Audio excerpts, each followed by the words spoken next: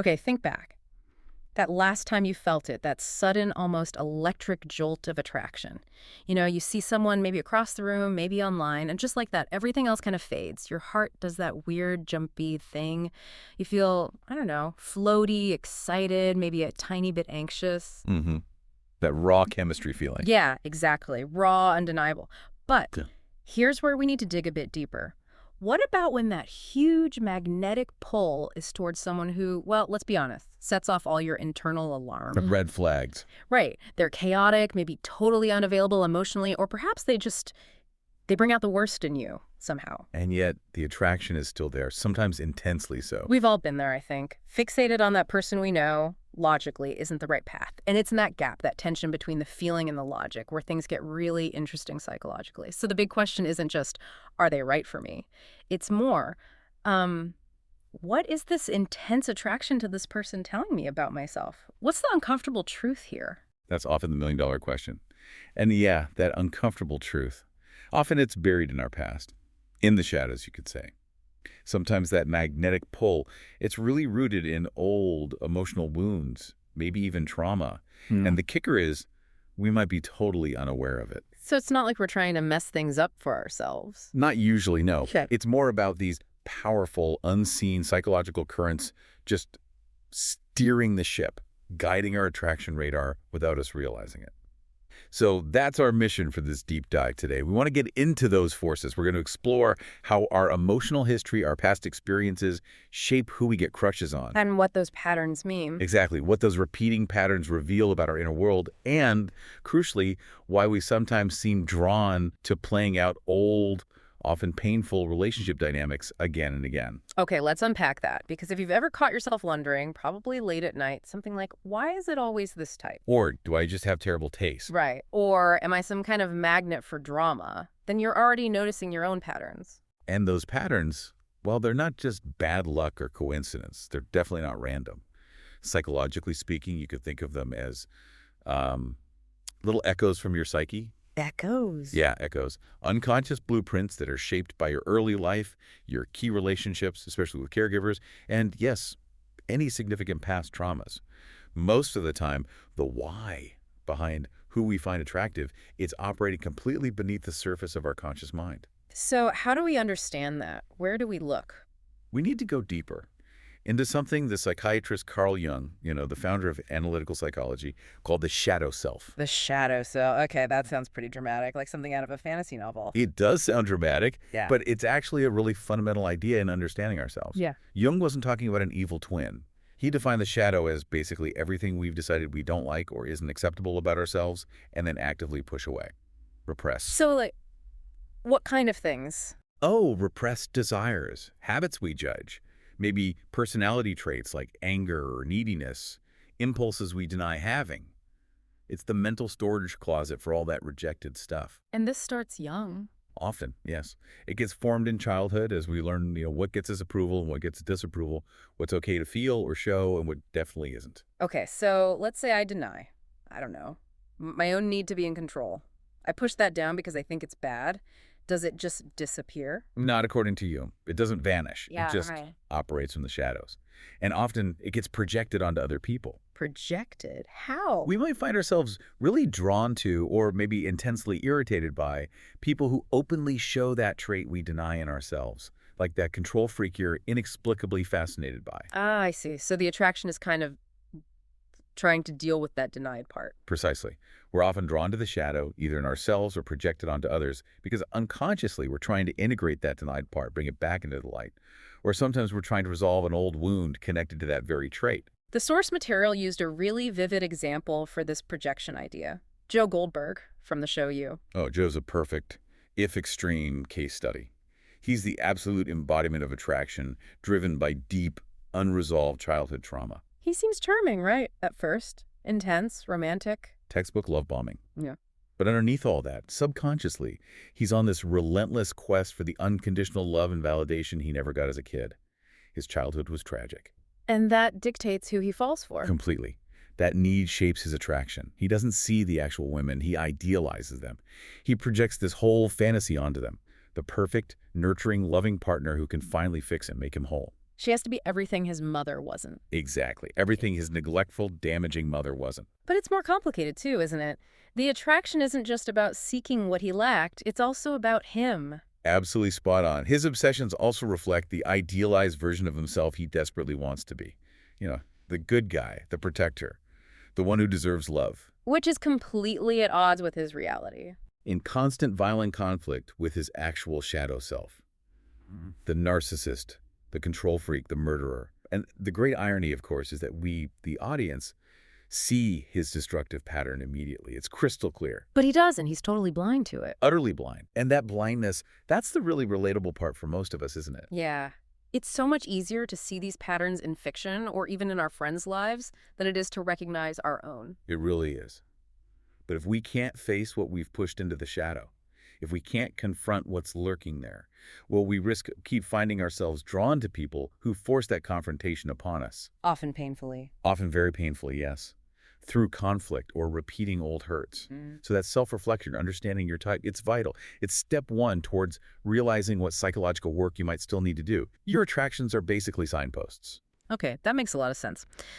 The shadow explains what the kind of wound or missing piece we're unconsciously drawn towards. So let's shift gears a bit. If the shadow is the what about the how?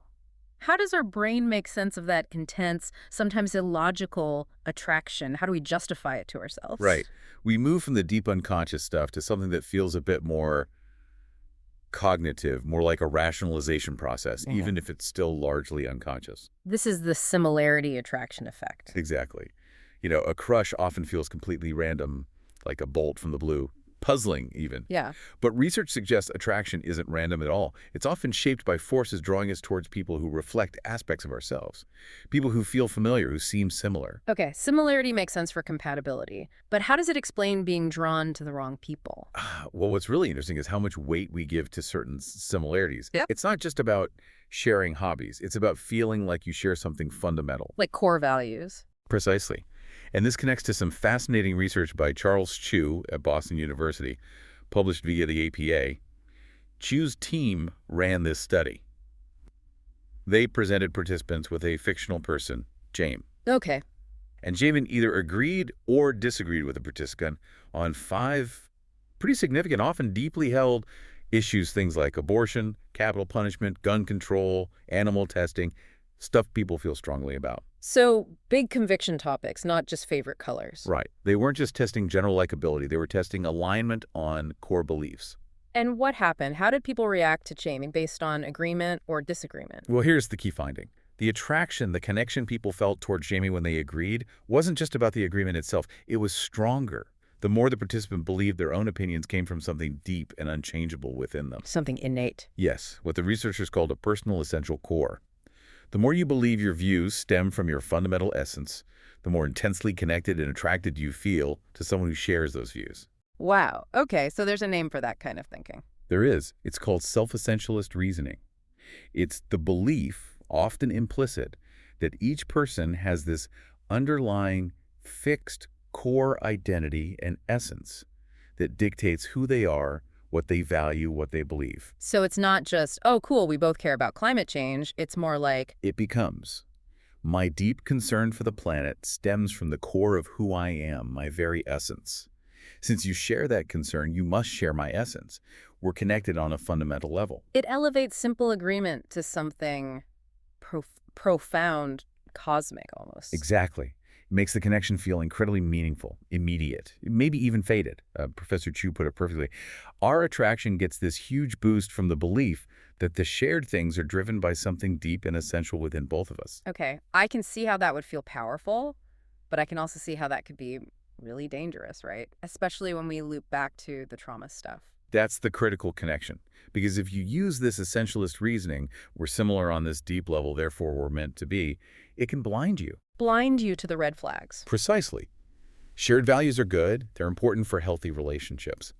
But the danger zone is when this thinking, usually unconsciously, leads you to rationalize an attraction to someone whose unresolved trauma mirrors your own rather than just their healthy values. So you might overlook their emotional unavailability because you focus on a shared essential belief about, say, family loyalty that feels incredibly validating. Exactly that. Or you're drawn to someone who's critical and distant, just like a parent was. But you rationalize it by focusing on a shared essential artistic sensibility, telling yourself, they just get me on this deep level no one else does. Yes. You focus on the perceived essence connection and ignore the flashing warning lights about the unhealthy dynamics.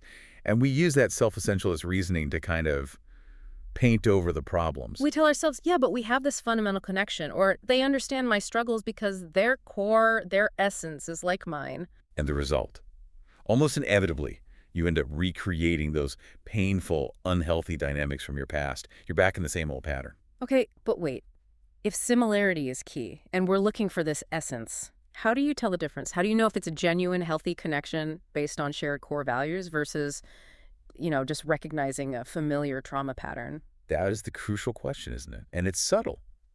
Generally, a healthy attraction, one built on genuinely shared values and mutual respect, that the shared essence, in a good way, it tends to feel, well, safer, Hmm. more expansive, Yeah. supportive. Like you both grow. Yes, exactly. It Yeah. helps you both become better versions of yourselves. Yeah. Whereas an attraction driven by trauma or by projecting your shadow, that often feels different, How so? more intense maybe, urgent, sometimes chaotic, or even a bit compulsive. There's often a kind of drama to it, a high emotional stake. Why? Because the unconscious goal isn't really about building a future with this person. It's about going back to the original wound, the original dynamic, and this time trying to win, Yeah. trying to fix it. Which you can't really do with a new person. You absolutely can't. It's an impossible burden to place on a new relationship because the intense focus isn't truly on them. It's on the ghost from your past you're trying to wrestle with. So the intensity of the crush. Is often just a measure of the depth of your own unresolved need, your need for healing or resolution. Okay. So it all comes back to the same core idea, really. That intense feeling of a crush, that magnetic pull. It's never just fluff. It's data. Potent, actionable data about your inner world, yes. There's always a deeper psychological reason why you're drawn to that person at that time. And that reason tells you way more about your own history, your own internal stuff, Yeah. than it does about whether they're actually your soulmate. Precisely. So for everyone listening, the next time that electric, undeniable feeling hits you, especially if it's for someone who makes your logical side pause and go, really, don't just get swept away, pause. Pay attention to that intensity and really ask yourself that deep, maybe slightly uncomfortable question. Why? Why this person? What mirror are they holding up to my own experience? Asking why. That's the work. It's the essential, sometimes tough step towards real self-awareness and breaking those old patterns. Yeah. Towards growth. And maybe a final thought to leave you with. If these patterns in your attractions are, like we said, little echoes, Yeah. what specific song from your emotional past are you subconsciously trying to replay every time you feel that pull? And more importantly, Yes.